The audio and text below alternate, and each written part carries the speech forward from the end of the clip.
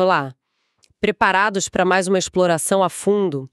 Hoje a gente vai mergulhar num material assim bem instigante. Opa, vamos lá. Ele propõe uma viagem um pouco diferente, né? Pelas várias maneiras como nós, humanos, navegamos pelo mundo e mais ainda como a gente entende esse mundo. Exato. As fontes que a gente recebeu identificam 4 grandes mapas mentais, vamos dizer assim, ou espaços: a Terra, o território, a mercadoria e um possível quarto espaço, o do conhecimento. E a nossa missão aqui é tentar entender como uma forma de ver o mundo levou a outra, sabe? E que tipo de bússola real ou, enfim, metafórica a gente usou em cada etapa. Perfeito. E o ponto central dessa análise, acho importante frisar, não é só sobre mapas de papel ou GPS, né? Certo. É sobre como a gente se orienta dentro da própria informação do conhecimento que a gente acumulou. As ferramentas que a gente inventa desde, sei lá, as histórias contadas na fogueira até os algoritmos de hoje. Elas não são neutras, né? De jeito nenhum. Elas acabam moldando o jeito como a gente percebe a realidade, como a gente interage com ela. O material que a gente viu traça um arco bem fascinante. Começa com marcos físicos, narrativas muito vivas, passa por grades abstratas, sistemas, e chega num ponto que, bom, a gente ainda está tentando decifrar direito. É uma história sobre nossas próprias bússolas internas, digamos. Ok, então vamos começar a desembrulhar isso? O ponto de partida que o material traz é o espaço da Terra. Certo, a Terra. Eles usam a Odisseia de Homero como um grande exemplo. Tipo, pensar no Ulisses voltando para casa, para Ítaca. A viagem dele é toda guiada por relatos, por experiências passadas do tipo: cuidado com as sereias aqui, evite o ciclope ali. Isso. A própria história funciona como um guia de viagem, um portulano primitivo, como dizem as fontes. Mas o que seria exatamente esse portulano na prática, naquele tempo? Ótima pergunta. O portulano, nesse contexto bem inicial, não era um mapa como a gente imagina hoje, sabe? Com linhas de latitude, longitude. Não tinha grade, então. Não, nada disso. Era mais um roteiro descritivo, quase um banco de dados falado ou desenhado bem rudimentarmente. Ele listava portos, distâncias aproximadas, em, sei lá, medidas em dias de viagem. Ah, tipo, 3 dias naquela direção. Exato. E perigos costeiros, correntes, ventos dominantes, pontos de referência visíveis da costa. Uma montanha específica, uma árvore diferente, algo assim. Era baseado na experiência direta, né? Na observação acumulada. E a navegação em si? Como faziam? Era a famosa navegação à estima.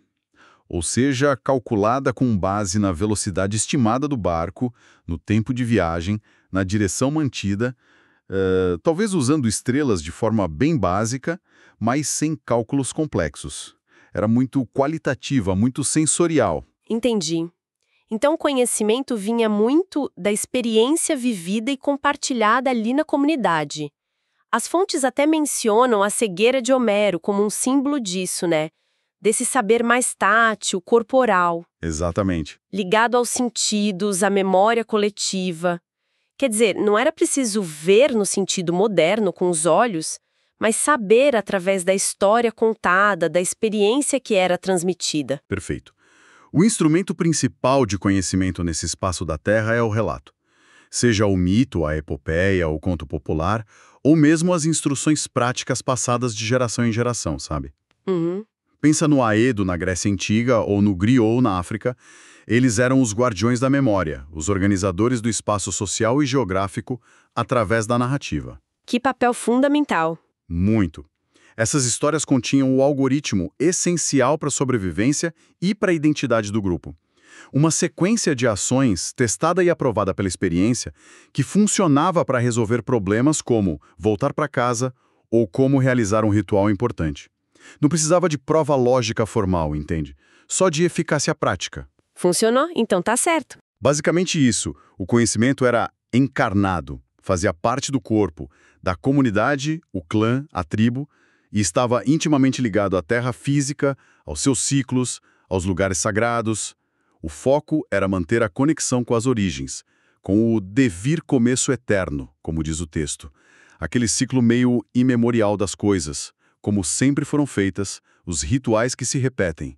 Fascinante mesmo pensar nesse mundo guiado por histórias e pela experiência direta.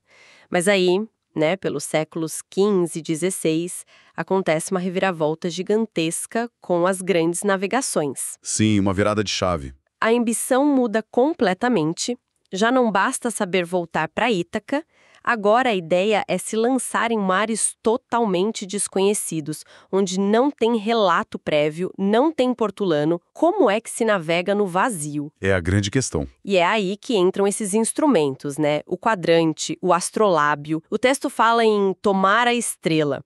O que isso significa na prática? Como isso mudou tudo? Tomar a estrela era literalmente medir o ângulo de um astro conhecido, tipo a estrela polar, no hemisfério norte, ou o Sol ao meio-dia, em relação ao horizonte. O astrolábio e o quadrante eram as ferramentas que permitiam fazer essa medição angular com alguma precisão para a época. Ok, medir o ângulo. E daí? E daí veio o pulo do gato. A grande sacada que nos leva para o segundo espaço, o do território.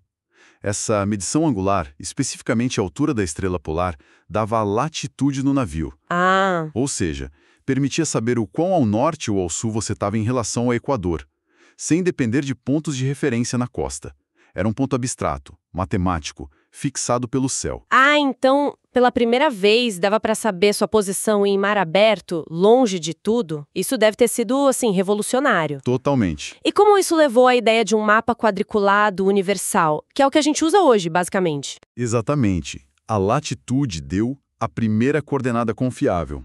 A longitude, a posição leste-oeste, foi um problema bem mais cabeludo, que só foi resolvido séculos depois com relógios precisos. Ouvi falar disso, a história dos cronômetros. Isso. Mas a ideia fundamental nasceu ali. Se a gente pode determinar pontos na superfície da Terra usando referências celestes, a gente pode, em teoria, mapear toda a Terra usando uma grade de coordenadas projetada do céu. O território nasce dessa projeção do céu na Terra. Entendi. Ele cria um espaço novo, visual, abstrato, geométrico, sinóptico, como diz o texto, que pode ser visto de uma vez só, de cima, como num mapa moderno. É um espaço homogêneo, onde cada ponto é definido só pelas suas coordenadas. Mas essa abstração toda, essa grade perfeita, ela não cria uma distância da realidade vivida, daquela terra original, mais sensorial? O texto menciona o paradoxo de Zenão, Aquiles e a tartaruga. Sim, menciona. E a figura do agrimensor lá do Kafka. Como essas referências se encaixam aqui? Elas apontam justamente para essa tensão entre os dois espaços, né? No território abstrato da matemática, que é dividido em infinitos pontos, o Aquiles, o corredor superveloz, logicamente nunca alcançaria a tartaruga se ela tivesse uma pequena vantagem inicial. Porque sempre haveria um espacinho infinitesimal a ser percorrido. Aquele argumento que dá um nó na cabeça. Exato. Mas no mundo real, na terra das passadas concretas, é óbvio que ele a ultrapasse. O navegador vive essa dualidade. Ele usa a abstração do mapa, do território, para conseguir cruzar o oceano real, a Terra. Certo. Já o agrimensor K, lá no romance O Castelo do Kafka, é a imagem trágica de quem fica preso nesse território abstrato de regras, burocracias, mapas, sem nunca conseguir acessar o castelo, que seria a realidade concreta, o poder que ele busca. Ele está perdido no mapa, literalmente. Entendi. É a abstração que permite o controle, o planejamento em larga escala, mas que também pode nos alienar da experiência direta. Faz sentido.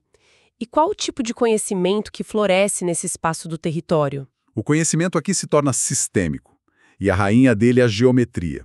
As fontes citam aquele exemplo clássico de Tales medindo a altura da pirâmide usando a sombra e a semelhança de triângulos. Ah, sim, lembro disso da escola. É a Terra sendo fixada, controlada, por 3 céus, digamos. O céu astronômico, o Sol que faz a sombra, o céu do Estado, a ordem do faraó que permite a medição, e o céu das ideias, o teorema geométrico que ele usa. Que interessante essa leitura. E Galileu também é a chave aqui, né? Com aquela famosa frase de que o livro da natureza está escrito em caracteres matemáticos, triângulos, círculos, essas coisas. O objeto do conhecimento deixa de ser a narrativa eficaz da Terra e passa a ser a estrutura geométrica por baixo de tudo, a lei universal. E como se sabia o que era verdade? A tal da epistemologia. Ela muda para o livro. E não só a Bíblia, tá? Mas também os textos clássicos, os grandes sistemas filosóficos ou científicos que surgem. O saber é visto como algo fixo, transcendente, guardado nesses textos e interpretado por especialistas, pelos hermeneutas, dentro de uma hierarquia bem clara. Pensa na universidade medieval, por exemplo. Entendi. Uma estrutura bem definida, hierárquica. Exato. Certo. Da terra guiada por relatos, passamos ao território ordenado pela geometria e pelos livros. Mas o mundo continua a mudar, né? Especialmente com a Revolução Industrial, capitalismo, as coisas começaram a se mover numa velocidade, numa escala nunca vistas. Esse mapa fixo do território ainda dava conta? Aí é que está o ponto. Segundo as fontes que a gente leu, ele começa a não dar mais conta. E aí a gente entra no terceiro espaço, o da mercadoria. Mercadoria. Esse espaço não é definido por lugares fixos ou estruturas permanentes, como o território. Ele é definido pelo fluxo constante. Fluxo de bens, de dinheiro, de informação, de pessoas, pensa nas migrações, no turismo. Tudo circula o tempo todo. Exatamente. É um espaço muito mais instável, dinâmico, um oceano revolto dos grandes números, como descreve o texto de forma bem gráfica. Tentar usar só um mapa geométrico do território para navegar nisso seria como tentar mapear a correnteza de um rio com uma régua fixa. Não funciona. E que ferramentas surgem para lidar com essa realidade fluida, então? Se não é mais a geometria do território nem o relato da Terra, o que é? É a estatística e a teoria das probabilidades. Elas começam a se desenvolver lá pelo século XVII, mas, nossa, ganham uma força imensa no século XIX e XX. Ah, era dos números. Totalmente. Elas não tentam fixar pontos individuais, porque é impossível nesse fluxo. Elas tentam identificar padrões, médias, tendências, correlações dentro de grandes conjuntos de dados.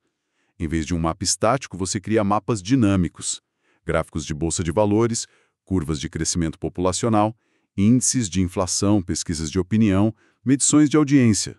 O famoso Ibope, essas coisas. Exatamente.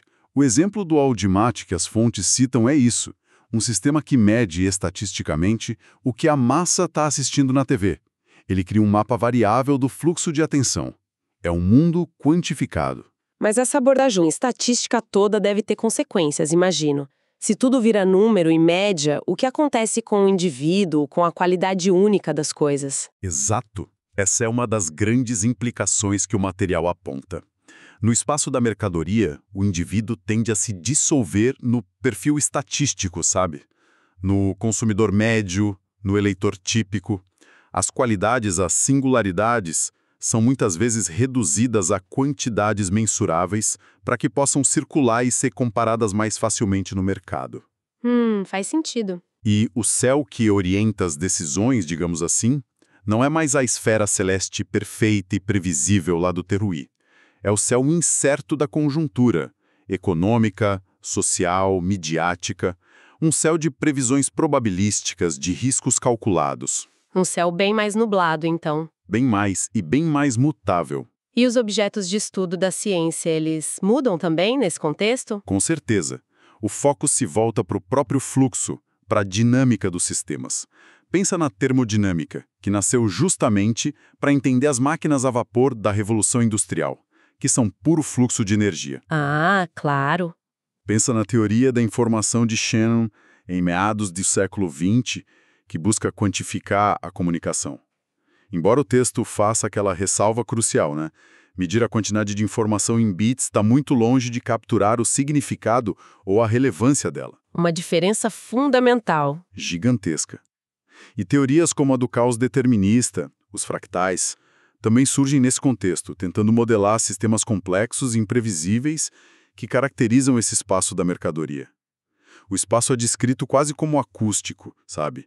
Uma câmara de ressonância onde circulam mensagens, ruídos, sinais, modas. E como fica a validação do conhecimento aqui? Sai o livro do território e entra o quê? Entra o hipertexto. Pensa na diferença, assim, gritante entre um livro clássico, fechadinho em si mesmo, e a Wikipédia, ou a própria internet. Sim, a navegação é totalmente diferente. O conhecimento não está mais contido num único volume sagrado ou num sistema completo. Ele está disperso numa rede de links, citações, referências cruzadas.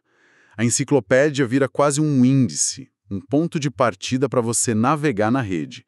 O conhecimento fica mais distribuído, mais rápido, mas, talvez, mais fragmentado também. É uma troca, né? Sempre. E ele é impulsionado pelo que as fontes chamam de tecnociência, essa aliança poderosa entre pesquisa científica, desenvolvimento tecnológico, interesses militares, industriais, midiáticos. A ciência não busca mais só a verdade, no sentido clássico, mas também a eficácia, a inovação, o controle, a patente, o produto. Certo. Isso nos deixa, então, à beira de um quarto espaço, é isso. Se a mercadoria é esse fluxo, esses números, o que viria depois? As fontes chamam de espaço do conhecimento. Parece um nome meio óbvio, né? Mas o que ele significa nesse contexto específico? Lida com que tipo de saber? O nome pode parecer simples, mas o conceito é bem complexo. Ele lidaria com um saber ainda mais sutil, mais volátil.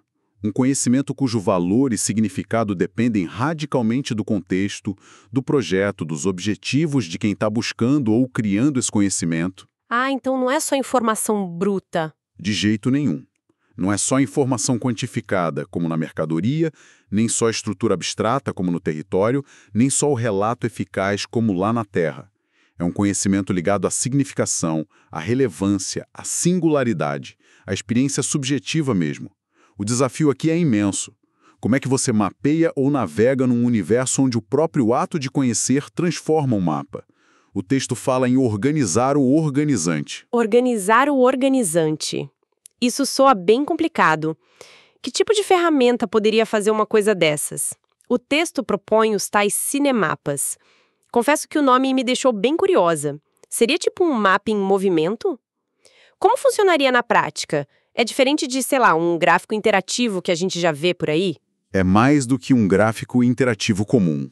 A ideia dos cinemapas, pelo que entendi, é que eles seriam mapas fundamentalmente qualitativos, dinâmicos e, importante, co-construídos pela comunidade que os usa. Qualitativos, como assim? Eles não partiriam de uma grade pré-definida, tipo latitude e longitude do território, nem se baseariam em médias estatísticas, como na mercadoria. Em vez disso, eles tentariam visualizar as relações, as conexões, as atrações e repulsões entre ideias, pessoas, projetos, dentro de um universo informacional específico. Pensa numa comunidade online, num campo científico, num debate social quente. Visualizar relações. Isso. Talvez usando ícones, cores, proximidade espacial, uma topologia mais do que uma geometria, para representar não posições fixas, mas intensidades de relação, fluxos de significado, valores que são atribuídos pela própria comunidade. É o intelecto coletivo que navega e constrói esse espaço. Ah, então o foco sai das quantidades e vai para as qualidades das relações. E para o significado que emerge da interação das pessoas, das ideias. Exatamente. O foco muda para esses intelectos coletivos, grupos, comunidades, redes que pensam e criam juntas, e os mundos ou contextos que eles habitam e constroem ativamente. E os conceitos-chave aqui seriam outros, né? Quais seriam? Significação que só existe em contexto. Liberdade, entendida como a possibilidade de criar novas conexões e novos significados. Valor, mas num sentido bem mais amplo que o valor só mercantil, incluindo valores éticos, estéticos, existenciais. E singularidade, aquilo que escapa da média, da regra geral. São dimensões difíceis de medir, né? Exatamente. São dimensões que as ferramentas que a gente herdou dos espaços anteriores, as estruturas fixas do território, as estatísticas da mercadoria, teriam muita dificuldade em capturar de forma rica operativa. Conhecer, nesse espaço, envolve implicação subjetiva, como diz o texto. Você não apenas observa de fora. Você é afetado, você é transformado pelo processo de conhecer. E o objeto desse conhecimento, qual seria? Já que não é a estrutura fixa nem o fluxo quantificado. Curiosamente, ele meio que ecoa o primeiro espaço, o da Terra, mas num nível diferente. Não é mais o ciclo repetitivo do ritual, mas o perpétuo recomeço do devir, do intelecto coletivo. Uau! Traduz isso. Seria o próprio processo incessante de criação, de questionamento, de transformação do conhecimento pela inteligência coletiva. O objeto é o próprio dinamismo do saber, e a epistemologia, a forma de organizar e validar esse saber. As fontes sugerem algo como uma cosmopédia. Cosmopédia. Não uma enciclopédia estática, mas uma plataforma dinâmica, multidimensional, talvez multimídia, construída e reorganizada continuamente pela própria comunidade que utiliza. Um espaço onde ler é também escrever, onde navegar é também mapear, onde consumir informação é também produzir significado. Ufa, é muita informação densa. Então, o que a gente tira disso tudo? Uma coisa que as fontes parecem enfatizar bastante é que esses espaços, terra, território, mercadoria, conhecimento, eles não são como fases de um videogame que a gente passa e abandona, né? Eles coexistem, certo? Exatamente. Tipo camadas de uma cidade antiga, onde o novo é construído sobre o velho, mas o velho continua ali. Precisamente, eles coexistem como camadas geológicas e se influenciam mutuamente o tempo todo. O material até usa figuras geométricas para simbolizar o princípio organizador de cada um, né? A esfera fechada da terra, o clã, a comunidade, a pirâmide hierárquica do território, o Estado, a igreja, a academia tradicional, a rede circulante da mercadoria, o mercado, a mídia e talvez a árvore que se ramifica ou o rizoma para o conhecimento, redes de colaboração e inteligência coletiva. E como essas camadas interagem? É uma relação tranquila, pacífica? Nem sempre, né? Pelo contrário, há uma interdependência clara. Os espaços superiores, os mais recentes, precisam dos inferiores, os mais antigos. Não dá para ter um território com leis e fronteiras sem uma terra, com comunidades e recursos. Claro. Não dá para ter um mercado global, a mercadoria, sem estados que garantam contratos, que é o território. E o próprio espaço do conhecimento depende das tecnologias de rede da mercadoria e das instituições do território. Mas a influência não é só de baixo para cima. O texto fala numa coisa interessante: causalidade sem contato. Causalidade sem contato? Como assim? É como o toque de Midas. Cada espaço tende a reinterpretar ou traduzir tudo que recebe do outro espaço segundo a sua própria lógica dominante. O território vai sempre tentar impor ordem, hierarquia, classificação. A mercadoria vai tentar quantificar, precificar, fazer circular. O conhecimento vai buscar significado, conexão, singularidade.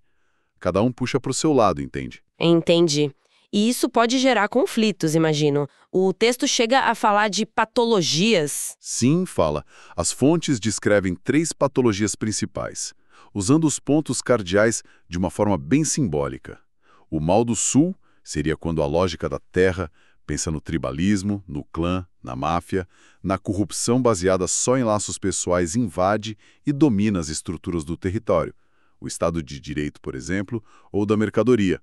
O mercado que deveria ser livre. Ah, quando o jeitinho vira regra. Algo assim, mas de forma sistêmica. Aí tem o mal do leste, que seria o oposto. O território, o Estado autoritário, a burocracia excessiva, o planejamento centralizador super rígido, sufocando a dinâmica da mercadoria e a liberdade do conhecimento. O controle total. Certo. E o terceiro?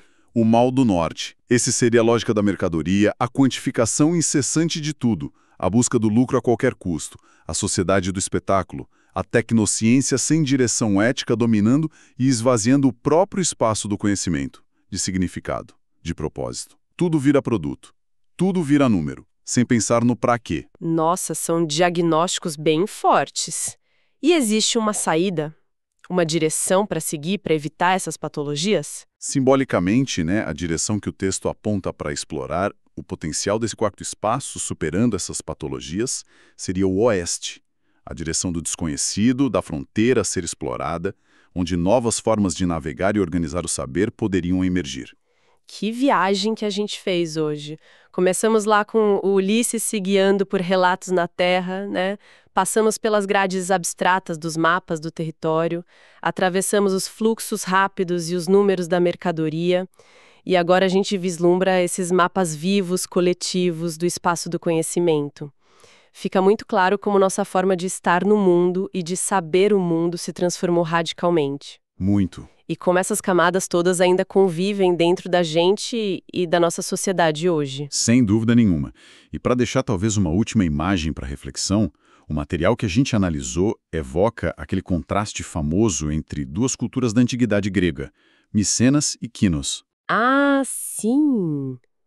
Micenas dos guerreiras. Exato. Micenas, a cultura dos guerreiros da Ilíada, com aquelas muralhas ciclópicas, gigantescas, focada na defesa, no poder centralizado, na fortaleza. E Knossos, a capital da civilização minoica lá em Creta, famosa pelo palácio labiríntico, mas sem muralhas defensivas. E verdade, não tinha muralhas. Aberta, complexa, aparentemente pacífica, voltada para o comércio, para a arte, para a beleza.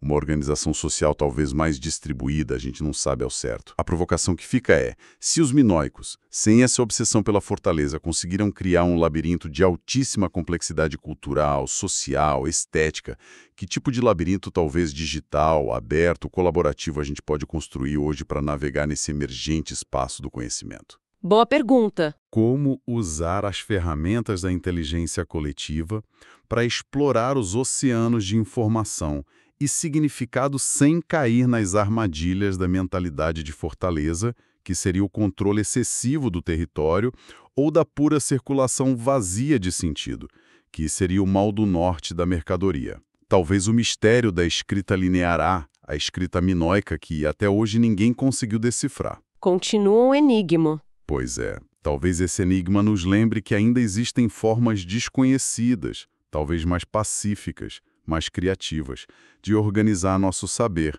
e nossa convivência. Fica aí a pergunta para quem nos ouve continuar pensando junto com a gente.